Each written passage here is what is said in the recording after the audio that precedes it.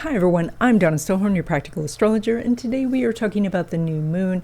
It's on May 26th, it's at 6 degrees of Gemini, and this is more than just an ordinary new moon because we have Mercury along with Uranus, Neptune, Saturn, and Pluto all in the mix, and this is causing this ongoing cosmic shakeup that you've been feeling.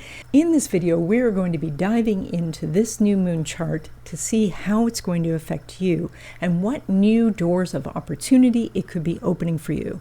And then at the end of this video, there's going to be a segment continuing our series about activating your part of fortune. So you want to stay tuned all the way to the end. So before we talk about the new moon chart itself, let's talk about the long-term horizon. And let's start with Uranus, which is at late degrees of Taurus. And this is not a great place for Uranus to be. This started in June 2024, and because I think we're even going to feel it in the early degrees of Gemini, we are looking at this energy until at least mid-2026. Now, the reason I say this is not a great place for Uranus is because Uranus is about disruption and sudden unexpected change, which can be the pleasant surprises that we all want and look for occasionally from the universe. But Taurus is about stability and security. And so when we put these two together, we get this energy of feeling like there's no stability and no security at all.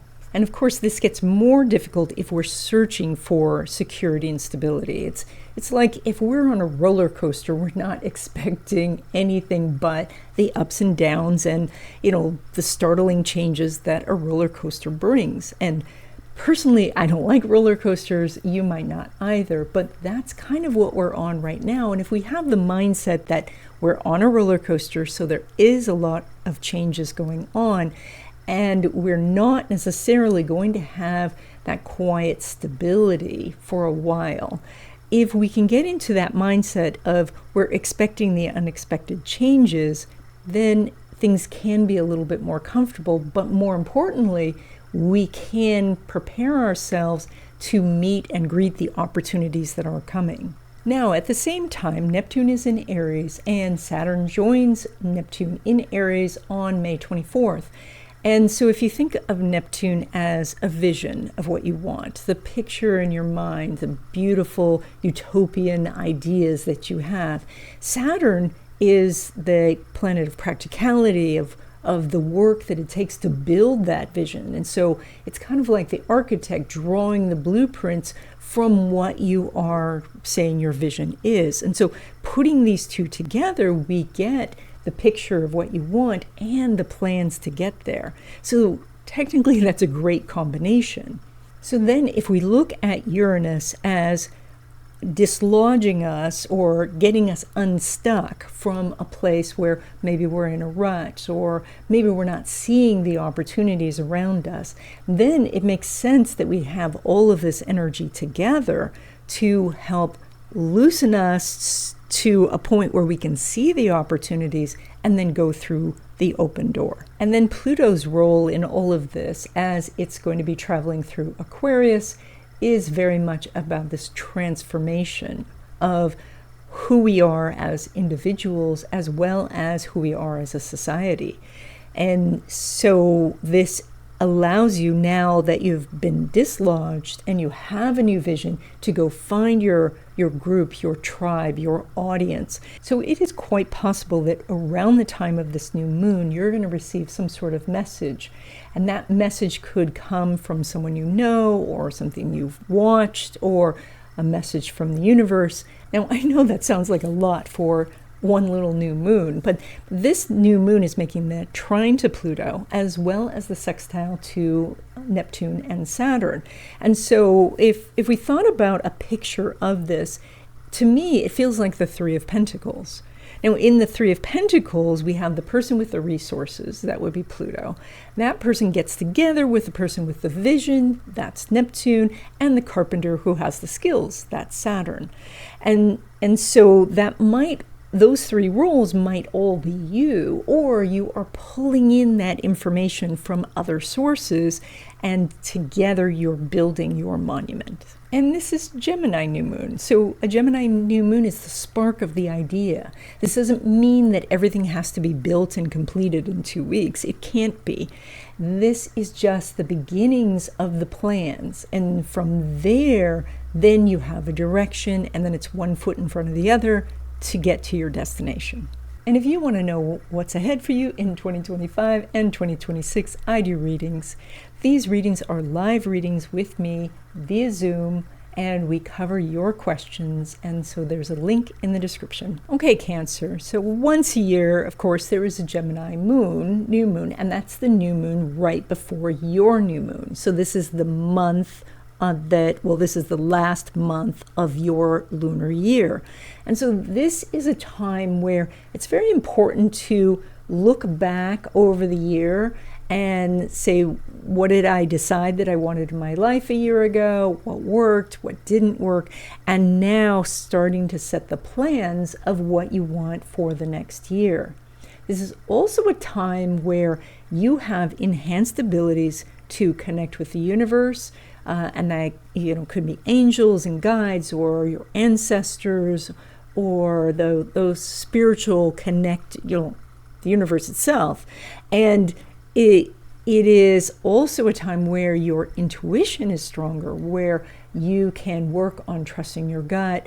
You can work on your psychic gifts, like using the tarot or the pendulum. The opportunities here are to get into alignment with your spiritual path, and that means maybe doing more meditation or a daily spiritual practice. All of these things are enhanced during this time. So that's what you want to lean into during this 2-week period. Now, when it comes to love relationships, specifically new love or new friendships, the moon is making a trine to Pluto, and there is some real opportunities to meet someone who could become quite significant in your life. So, but the trouble is that when you're in the last month of your lunar year, you're a little bit hidden.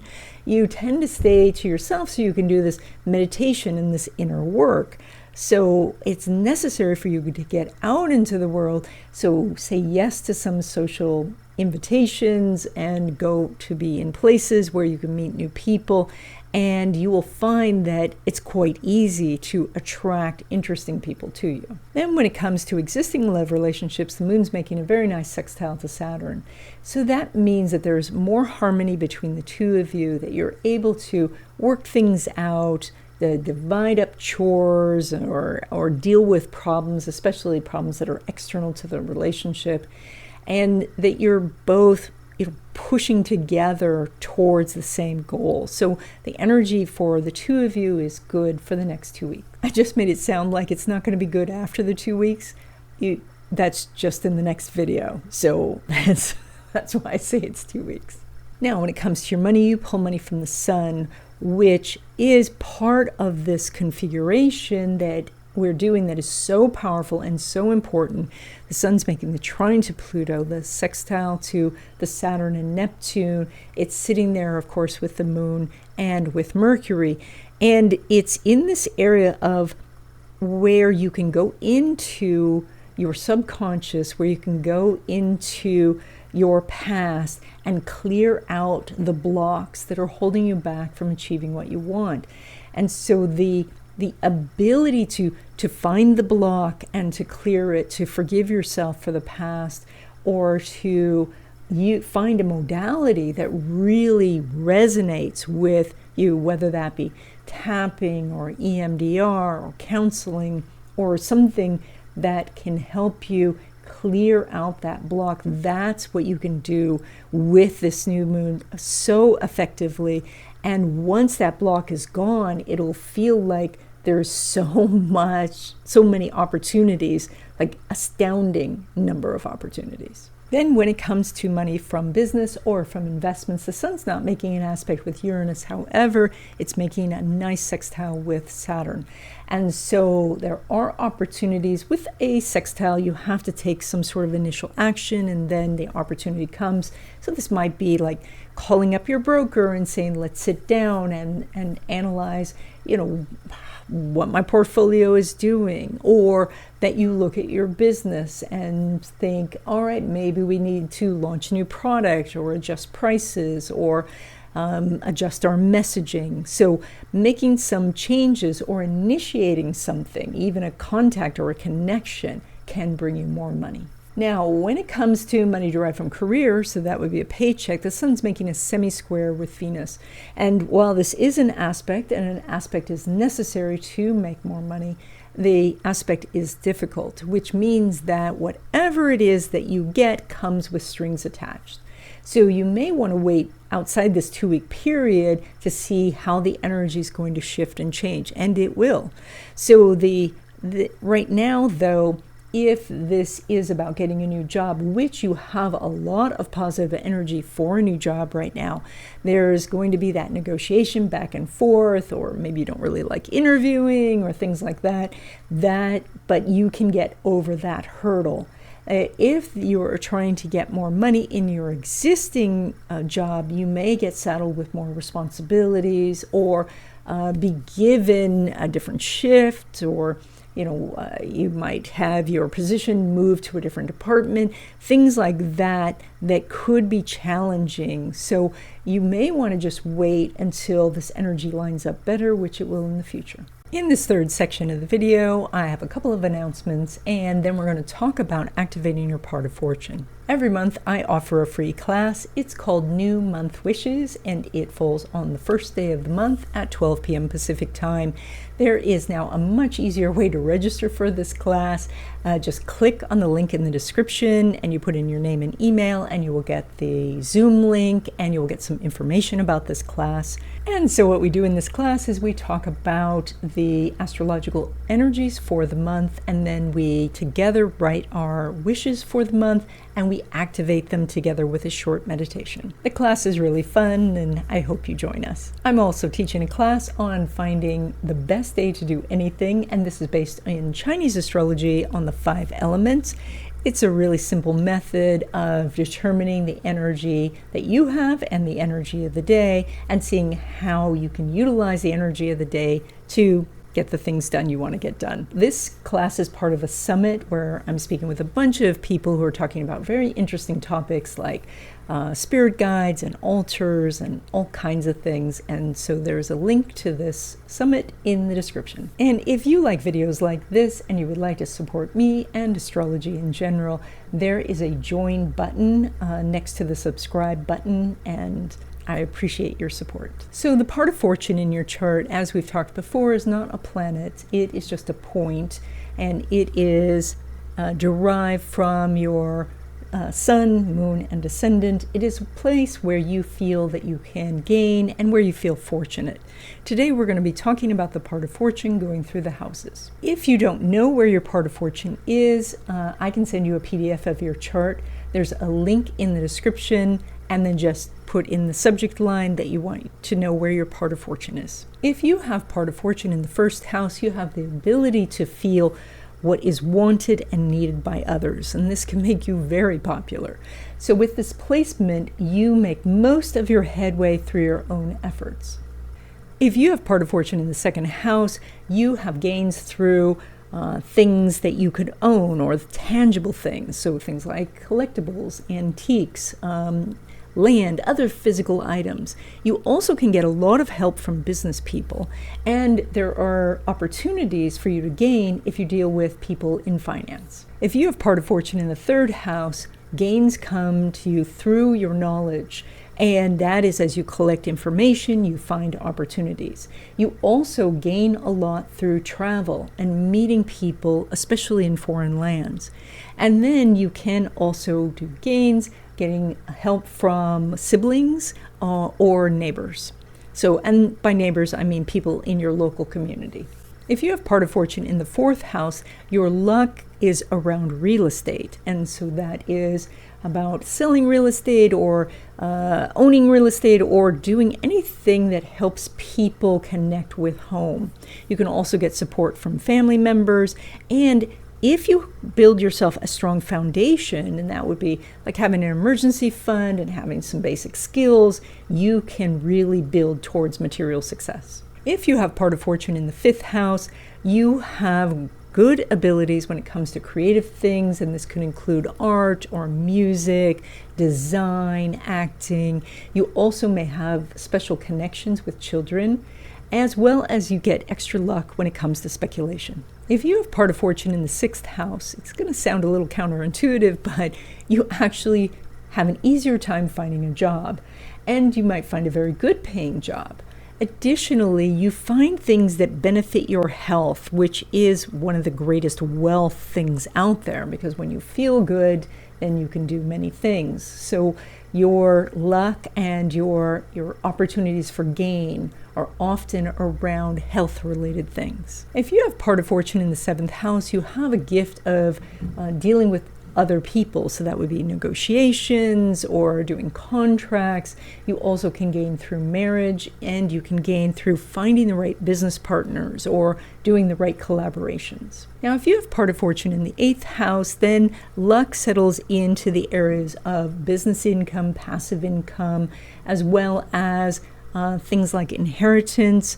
This can also mean wins, and so from wins, like unexpected money coming in, this would be kind of predicated on some of the other aspects that are happening that are attached to your 8th house or in the 8th house.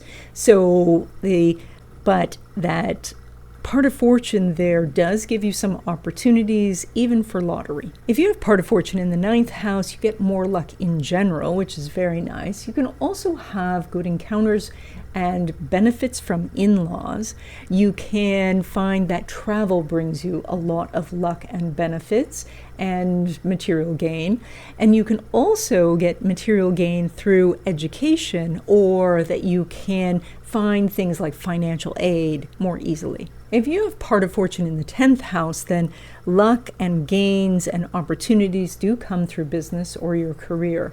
It also helps give you a good reputation and social standing. It helps attract people to you so you can gain a following, and it helps you move up in your career within a company or to expand your business. If you have part of fortune in the 11th house, then friends bring you luck and gain. So as you widen your circle of friends, you have more opportunities for that.